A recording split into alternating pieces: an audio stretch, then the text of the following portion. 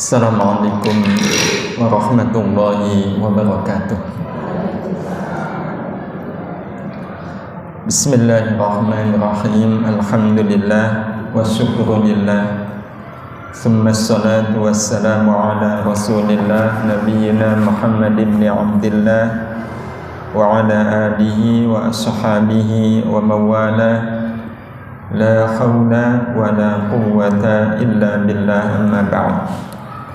Bapak Ibu majelis tazkiyah yang dirahmati Allah, alhamdulillah dipertemukan kembali oleh Allah di majelis ini. Mudah-mudahan lewat majelis ini kita semakin ditazkiyah oleh Allah Subhanahu wa taala, ditazkiyah agar sesegera mungkin kita bisa menjadikan apapun sebagai rahmat Allah. Dan ini memang menjadi tugas hidup yang harus segera kita selesaikan. Apapun menjadi rahmat Allah. Ini tugas hidup.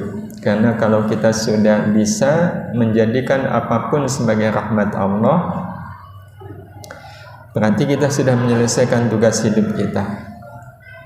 Nah, tentu kita harus faham terlebih dahulu apa itu rahmat Allah. Kasih sayang yang Allah curahkan untuk seluruh semesta alam. Itu yang dimaksudkan dengan rahmat. Kenapa dicurahkan ke semesta alam? Karena Nabi kita Muhammad sallallahu alaihi wasallam, hadis riwayat Muslim, pernah menyampaikan kepada kita kalau Allah itu memiliki 100 rahmat. Inna lillahi mi'ata rahmah. Allah itu memiliki 100 rahmat. Anzala minha rahmatan wahidah. Satu di antara 100 itu Allah turunkan ke bumi. Yang Allah berikan bainal jinni wal insi wal bahaim wal hawam. Jadi satu rahmat di antara 100 itu Allah turunkan ke bumi, yang Allah berikan setidaknya kepada 4 makhluknya. 4 makhluknya itu jin, manusia, binatang, dan tumbuh-tumbuhan. Berarti kita dapat jatah berapa, Bapak Ibu? 1 per sekian jumlah 4 makhluk itu. Nah, jadi jumlahnya banyak. Ya, sebut sajalah kayaknya 50 miliaran sih ada. Tapi ya Allah, rahmat Allah yang kalau mau diangkakan itu kecil, itu sudah cukup membuat kita merasakan betapa nikmatnya hidup di dunia. Itu sudah membuat kita merasakan nikmatnya makanan, lezatnya minuman, mudahnya bernafas. Itu rahmat Allah yang Allah berikan, satu bagian. Nah, sisanya wa akharallahu 99 rahmah yarhamu biha ibadahu yaumal qiyamah. Yang 99 akan Allah tunda nanti pada hari kiamat, dan hanya diberikan kepada orang-orang yang pantas untuk disebut sebagai hamba Allah. Hadis ini, Bapak Ibu yang dirahmati Allah, memberikan gambaran kepada kita, kalau rahmat Allah itu ada 2 macam. Rahmat Allah ada 2 macam. Yang pertama disebut ar-rahmah al-ammah. Ini kasih sayang Allah yang sifatnya umum. Ammah itu umum. Awam, kita sering menyebutnya begitu. Wujudnya adalah kasih sayang Allah yang diberikan kepada semua makhluknya di dunia tanpa pandang siapa makhluk itu. baik dia beriman maupun tidak beriman. Nah, yang kedua adalah rahmat Allah yang sifatnya al-khassah, khusus, yang perbandingannya 99 bagian. Nah, kalau ini diberikan hanya kepada hambanya nanti di akhirat. Jadi selama kita hidup di dunia ini ya kita dapat rahmat ammah, ya, bareng sama yang lain. Ya, maka kasih sayang yang kita rasakan waktu kita hidup di dunia ini sebenarnya tidak ada kaitannya dengan amal-amal kita. Semisal ada orang rajin salat duha, terus rezekinya gampang, maka rezeki dia gampang itu bukan karena dia rajin salat duha. Karena faktanya ada nggak yang tidak rajin salat duha tapi rezekinya banyak? Ada. Ada nggak yang rajin salat duha tapi rezekinya tetap seret?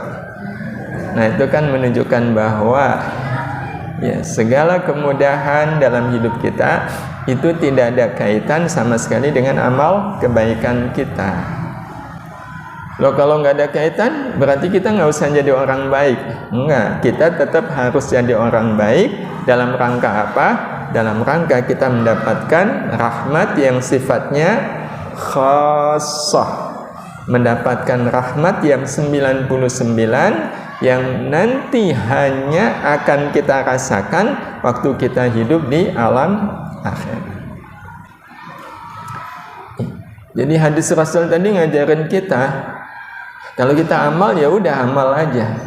Nah, Bapak Ibu yang dirahmati Allah, nanti kita bisa menemukan kedua jenis rahmat ini, yang ammah dan yang khassah, itu dari nama Allah yang menunjukkan bahwa Allah itu pengasih dan penyayang. Nah, rahmat ammah ini pengejawantahan dari nama Allah Ar-Rahman. Iya, Ar-Rahman. Iya. Nah, adapun rahmat Allah yang khassah ini pengejawantahan dari nama Allah Ar-Rahim. Sehingga nanti di akhirat orang-orang yang hidupnya senang waktu di dunia, ya, tapi tidak ada amal baiknya, ya mereka tidak akan mendapatkan Ar-Rahim.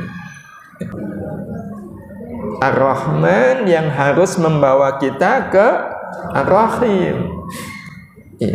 Jadi bagaimana caranya Rahmannya Allah ini membawa saya kepada Rahimnya Allah?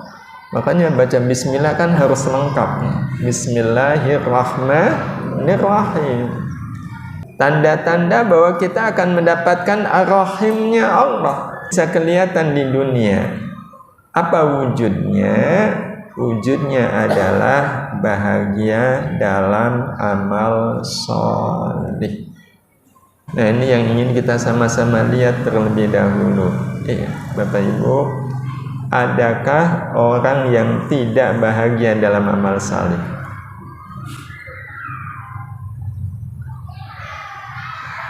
Ini yang sering kita sampaikan, ya. Sholat berjamaah, imam kok bacaannya panjang sekali. Terus kita seneng atau rada-rada. Dan Bapak Ibu yang dirahmati Allah, nilai rahmat dalam amal sholih itu berbeda dengan rahmat dalam enaknya makanan. Bisa sholat berjamaah, itu rahmat yang merupakan wujud dari rahmannya Allah atau rahimnya Allah? Itu rahimnya Allah. Berarti harusnya kalau kita berjamaah, kita merasakan bahagia. Jadi kalau tidak bahagia, itu berarti dia belum memiliki tanda bahwa nanti di akhirat dia akan mendapatkan rahimnya. Bapak Ibu yang dirahmati Allah, rahimnya Allah itu hanya akan diberikan kepada yang pantas untuk disebut sebagai hamba Allah. Berarti kalau begitu kita bisa mendefinisikan yang namanya hamba Allah adalah orang yang bahagia di dalam amal saleh. Baca Quran amal saleh bukan? Bahagia? Waktu baca Quran bahagia? Bahagia. Kalau betul bahagia, baca Quran dengan tarikat 1 juz, berapa kali menghitung halaman sisa? Berarti dia hamba Allah bukan? Belum jadi hamba Allah. Dia belum merasakan bahwa baca Quran itu rahmat Allah. Dia belum merasakan kalau baca Quran itu rahmat Allah. Rahmat yang nilainya 99. Rahmat yang nilainya 99. Ibu rajin sholat duha, dan kemudian ibu rezekinya banyak. Ya, kan orang sering mengatakan bahwa sholat duha itu biar rezekinya banyak. Mana yang membuat kita merasa nikmat? Waktu sholat duha atau waktu dapat rezeki itu? Dua-duanya. Rasanya sama atau beda? Beda. Yang lebih terasa nikmatnya yang mana? Padahal rezeki itu kan rahmannya Allah. Yang berarti itu cuma satu rahmat di mana kita dapat 1/3 triliun. Tapi kalau salat duha itu wujud dari rahimnya Allah yang nilainya 99. Harusnya lebih nikmat yang mana? Nikmat salatnya. Nikmat salatnya. Sehingga kalaulah salat duhanya tidak membuat rezekinya banyak, masalahnya nggak masalah. Nggak masalah. Tapi kita lebih merasa salat duha kita kayak ada hasilnya. Itu kalau ada rezeki atau nggak ada rezeki. Nah, itu berarti sangat tergantung sejauh mana kita menghargai salat duha. Maka kadang kalau kita mau muhasabah, Bapak Ibu yang dirahmati Allah, apa yang sebenarnya lebih kita inginkan ketika kita beramal? Yang lebih kita inginkan rahmat atau hasil? Dagang itu amal bukan? Amal. Iya. Kita waktu dagang itu lebih mengharapkan rahmat Allah dari saya dagang atau mendapatkan hasil dari saya dagang. Ada nggak yang kemudian mengatakan nih, saya dagang percuma, ini udah capek, keluar modal, ngabisin waktu, tenaga, ternyata rugi. Ada nggak yang begitu? Ada. Ya. Berarti kalau begitu orientasi dagangnya hasil. Dagang itu amal.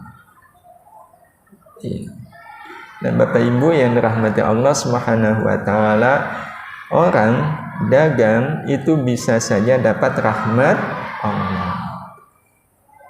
Iya. Sehingga kalaulah dia dagang biar dapat rahmat Allah, berarti kan dagangnya menjadi amal salih, maka walaupun rugi itu tidak merasa gagal.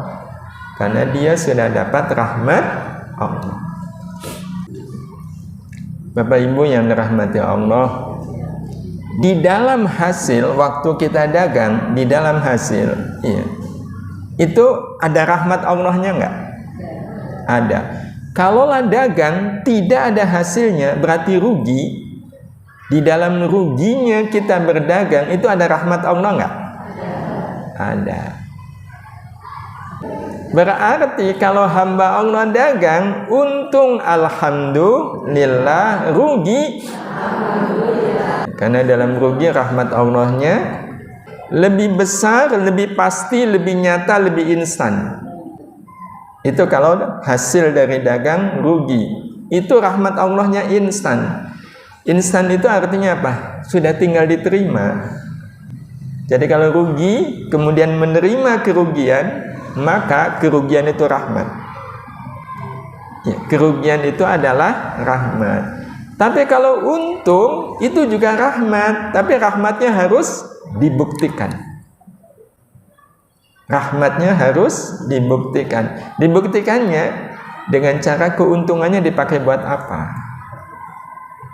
Kalau keuntungannya dibuat plesir yang nggak jelas, ya dipakai buat sia-sia, dibuat untuk melakukan yang bahkan Allah nggak suka, dan orangnya tetap pelit, berarti keuntungan itu rahmat bukan?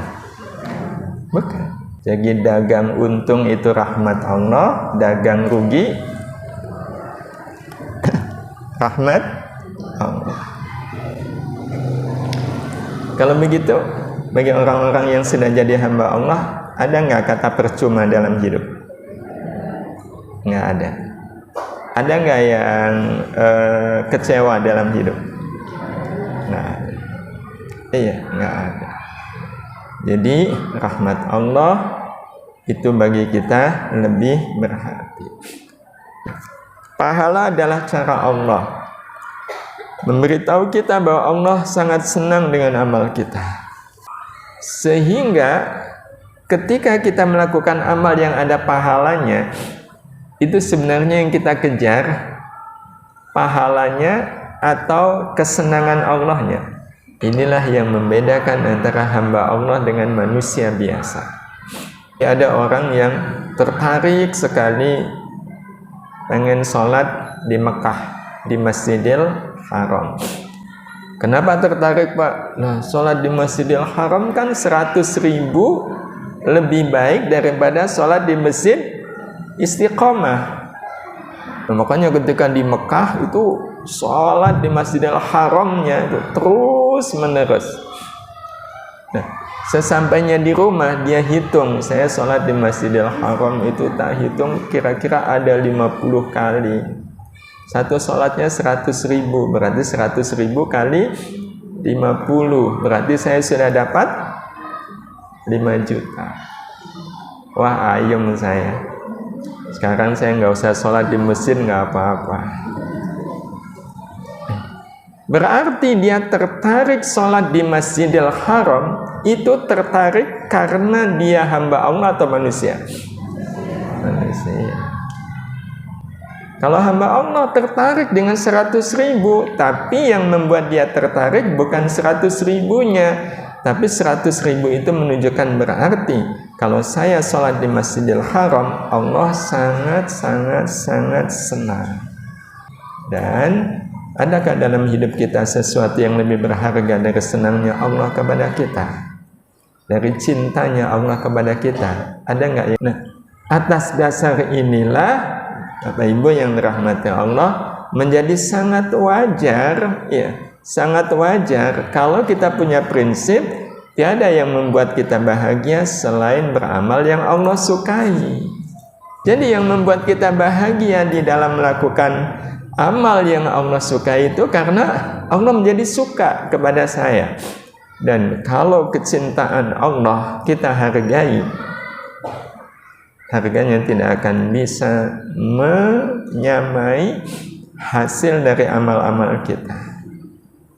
Hasil dari amal-amal kita.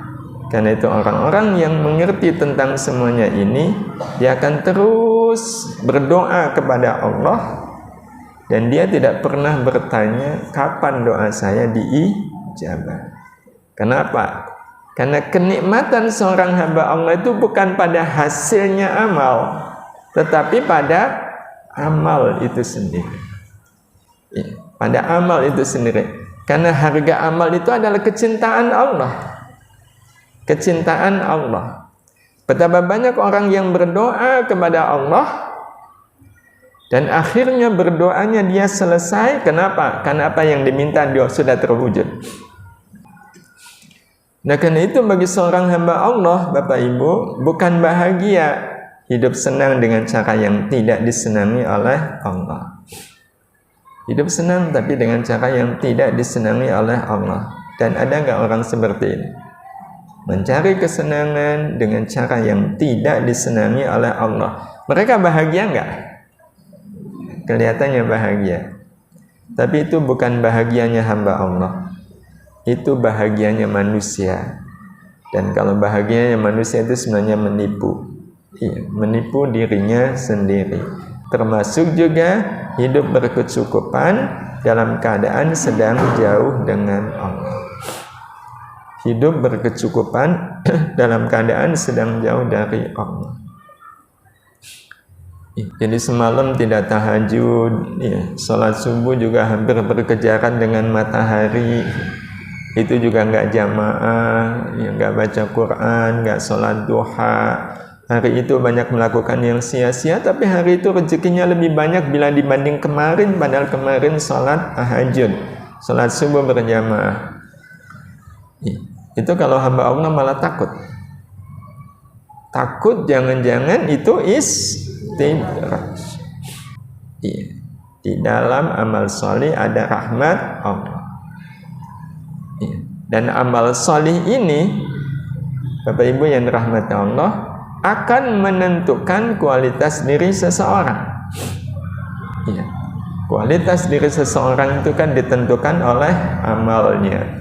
Hanya saja kualitas amal seseorang ditentukan oleh dia beramal sebagai siapa. Beramal sebagai manusia atau beramal sebagai hamba Allah. Orang yang beramal hanya sebatas sebagai manusia, sebaik apapun amalnya, amalnya tidak punya kualitas. yakni tidak memenuhi kualitas amal salih. Amalnya disebut baik, tetapi tidak bisa disebut salih. Karena salih itu kualitas seorang hamba Allah. Hamba Allah itu pasti salih. Kalau begitu, sepanjang orang melakukan amal sebagai hamba Allah, amalnya pantas untuk disebut sebagai amal salih. Tapi kalau orang melakukan amal baik, tapi sebagai manusia, ya amalnya sebatas amal baik. Nah, ini yang pada akhirnya penting untuk kita muhasabai selama ini ketika kita beramal sebagai manusia atau hamba Allah. Sebagai hamba Allah, betul? Kalau betul, yakin?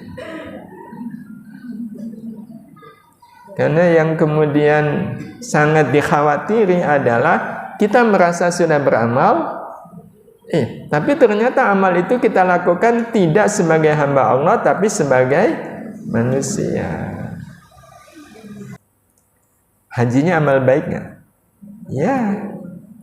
Tapi amal soleh nggak? Nah, berarti kualitasnya kualitas baik, tapi tidak menjadi kualitas soleh. Bapak Ibu yang dirahmati Allah Subhanahu wa Ta'ala, ciri utama seseorang yang beramal sebagai hamba Allah adalah tidak pernah jauh-jauh dari rahmat Allah. Jadi contoh realnya, ada nggak ibu-ibu, persisnya emak-emak deh, yang suka membangga-banggakan anaknya? Ada? Kalau ada berarti dia ibu yang sudah jadi hamba Allah atau masih jadi manusia? Masih.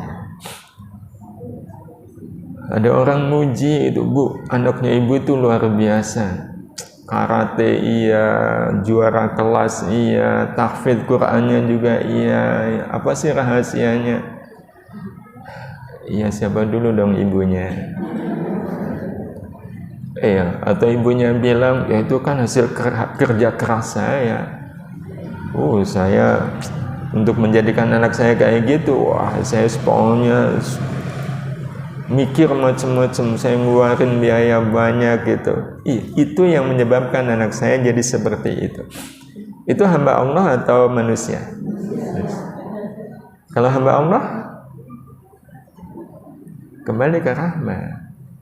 Anak saya begitu, itu rahmat Allah. Kalau bukan karena rahmat Allah, nggak mungkin anak saya bisa seperti itu. Nah, itu hamba Allah. Itu hamba Allah.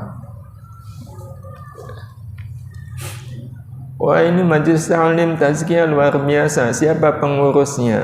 Saya pengurusnya. Semisal ini tazkiyah yang lainnya, bukan tazkiyah. Kan tazkiyah banyak.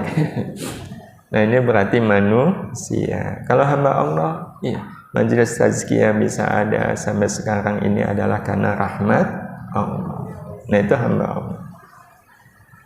Iya. Jadi selalu menyandarkan apapun kepada rahmat Allah dan menjadikan rahmat Allah sebagai tujuan. Jadi hamba Allah itu tidak pernah menyebut apapun dari amal-amal dia selain hanya ingin dapat rahmat Allah, titik. Apapun amalnya. Ibu kenapa sih menyekolahkan anak ibu di situ? Itu nggak ada jawaban macam-macam, kecuali jawabannya satu, saya pengen anak saya dapat rahmat Allah. Iya, saya pengen anak saya dapat rahmat Allah, saya juga dapat rahmat Allah. Iya. Jadi nggak pernah menyebut apapun amalnya selain hanya menyebut rahmat Allah. Iya. Nah, ini yang membedakan dengan manusia. Kalau manusia beramal, dia akan menyebut harapan yang lain. Iya, harapan yang lain. Iya. Jadi Bapak Ibu sakit, berobat itu amal bukan? Ya, apa harapannya? Nah, itu berarti manusia. Memang nggak salah. Cuma yang dikhawatirkan kalau tujuannya hanya sembuh, bagaimana kalau dalam sembuh itu nggak ada rahmat Allah? Dan mungkin nggak sembuh tapi di dalamnya nggak ada rahmat Allah. Mungkin? Ya, ada orang sakit. Waktu sakit itu pegangannya tasbih, zikir, sholawat, istighfar, baca Quran, taubat. Terus berobat. Setelah berobat, nilalahnya sembuh. Pas sembuh kok ngilang, Pak? Keluyuran, pergi ke tempat yang macam-macam, lupa dengan zikir, lupa dengan sholawat. Berarti di dalam sembuhnya ada rahmat Allah nggak? Nggak ada. Dan ada nggak orang seperti ini? Kalau ada orang seperti ini, mendingan sehat atau mendingan sakit? Tuh yang mendoakan mendingan sakit, didoakan oleh jamaah tazkiyah, mendingan sakit. Nah, ini kan yang dikhawatirkan. Tapi kalau kita bayangkan, ya Allah, saya sakit kok jadi nggak bisa ibadah dengan baik, nggak bisa datang ke pengajian, saya pengen sembuh, ya Allah. Berobat, tapi harapannya bukan sembuh. Saya berharap dengan saya berobat ini saya dapat rahmat. Saya pengen ngaji lagi, saya pengen bisa ibadah maksimal, maka saya berobat biar dapat rahmat. Terus sembuh. Berarti di dalam sembuhnya insya Allah ada rahmat. Itu yang membedakan antara manusia dengan hamba Allah. Bapak Ibu datang ke pengajian ini amal bukan? Amal. Harapannya apa? Dapat ilmu. Dapat rahmat kan hari ini. Kalau kemarin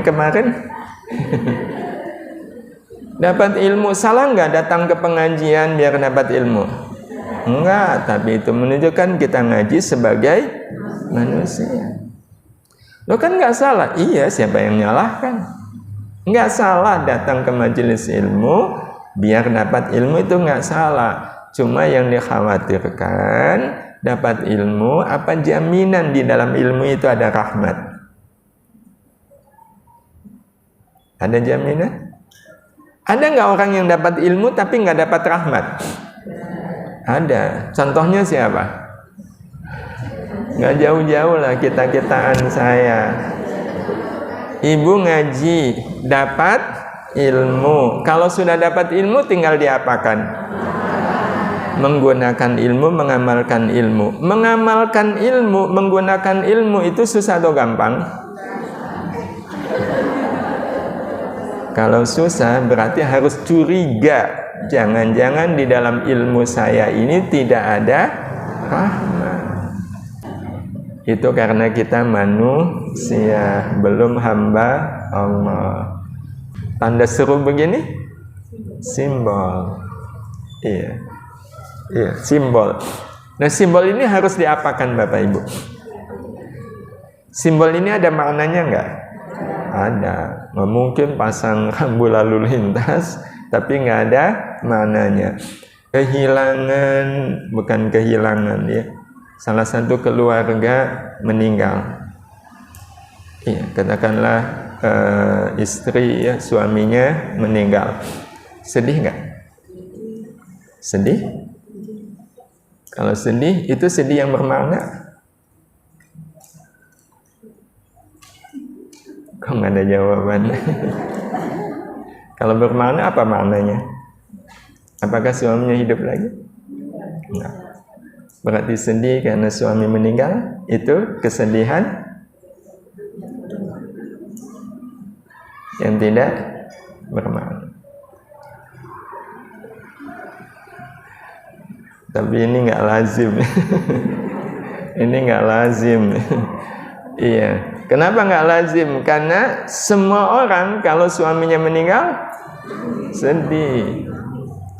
Iya, sedih. Cuma kalau ditanya kenapa harus sedih?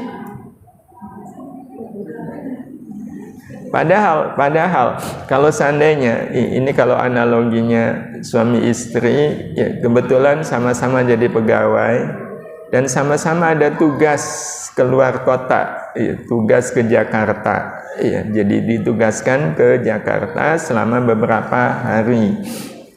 Nah, terus ternyata suaminya menyelesaikan kerjaan lebih dulu. Istrinya masih ada yang harus diselesaikan dalam beberapa hari, tapi suaminya sudah selesai. Nah, maka suaminya bilang kepada istrinya, "Bu, ini Bapak udah selesai. Ya, Bapak pulang duluan ya ke Jogja."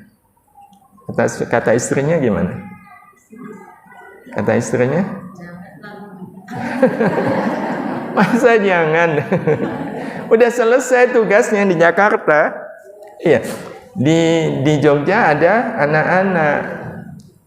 Sama istrinya diapakan? Ya udah Pak, nggak apa-apa, Bapak pulang duluan. Iya, Bapak pulang duluan nggak apa-apa. Nanti Ibu nyusul. Betul nggak bahasanya begitu? Ya nggak apa-apa Pak, Bapak pulang duluan, Ibu nanti akan nyusul.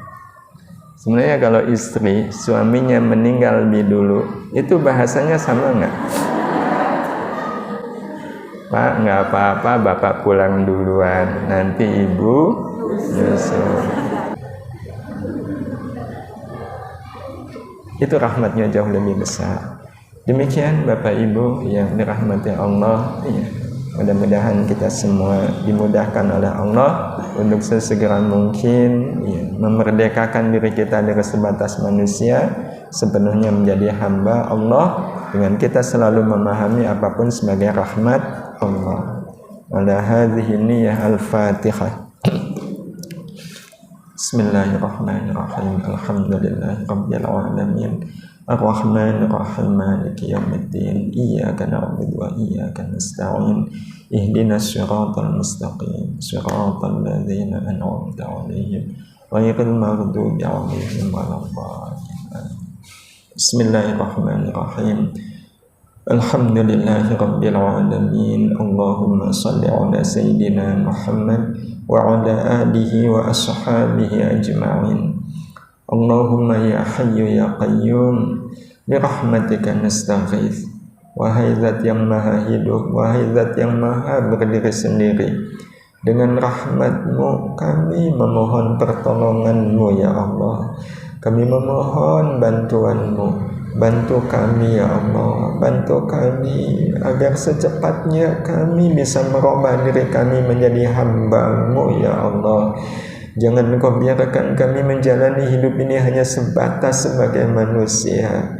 Jadikan diri ini seutuhnya hamba Allah yang beramal dan berbuat sepenuhnya sebagai hamba-Mu ya Allah, yang tidak ada yang kami inginkan dari amal-amal kami selain hanya rahmat-Mu, selain hanya rahmat-Mu. Ya Allah, jangan Kau biarkan kami beramal berharap yang lain selain hanya rahmat-Mu. Cukupkan hanya rahmat-Mu yang menjadi harapan dari amal-amal kami. Jangan Kau biarkan kami punya harapan yang tidak Engkau ridhai, harapan yang belum tentu mendatangkan rahmat-Mu ya Allah. Jadikan semua hasil dari amal-amal kami adalah bagian dari rahmat-Mu, bagian dari kasih sayang-Mu untuk kami.